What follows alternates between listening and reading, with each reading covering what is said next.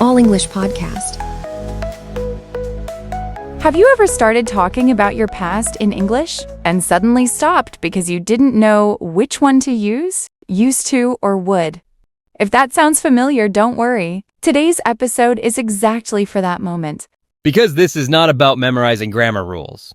It's about learning how to tell your past like a real person, not like a textbook.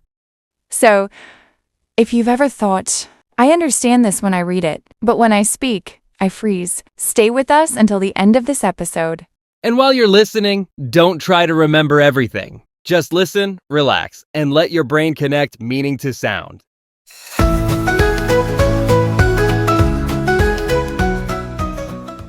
Let's start gently. Both used to and would talk about the past. But not just any past. They talk about past habits and things that were true before but are not true now. And that not true now part is very important. Let's talk about used to first. Used to can describe past habits and past states. And a state means a situation or condition, not an action. For example, I used to live near the sea. Living is not something you do. It's something that was true for a period of time. And the message is clear. You lived there before, but you don't anymore. Here's another one. I used to be very shy. You can't do shy. It's a state, a condition, and that's why used to is perfect here.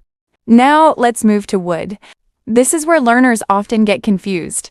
Would can also talk about the past, but only about repeated actions, not states. For example, when I was a teenager, I would listen to music every night. Listening is an action. It happened again and again, so it would work naturally. But listen carefully to this sentence. I would be shy. That sounds wrong, and here's why. Be shy is a state, not an action. So you must say, I used to be shy.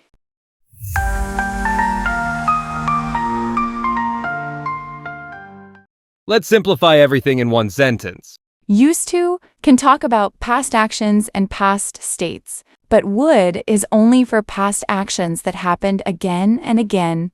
Now listen to this short story. When I was a child, I used to wake up early. I used to walk to school, and I would play with my friends every afternoon. Do you hear that?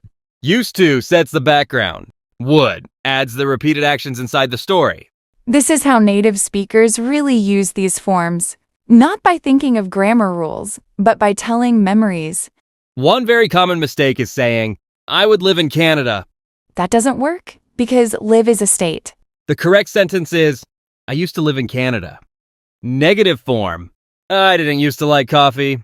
Which clearly tells us now you do like coffee. And questions sound very natural too. Did you used to play sports? Here's where would becomes really powerful. Every summer, we would visit my grandparents.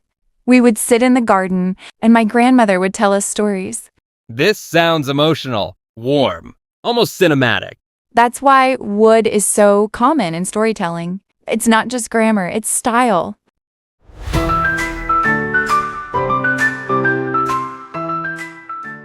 One last thing. Don't confuse this would with polite would. Would you like some tea? That's a completely different meaning. Context decides everything. You don't need to master this today. You need to hear it, notice it, and slowly use it. Mistakes mean progress. Silence means nothing is changing. Your past matters, and English gives you more than one way to talk about it. Used to give structure. Would gives life. Thanks for spending this time with us, Keep listening. Keep telling your stories. and we'll meet you again right here in the next episode.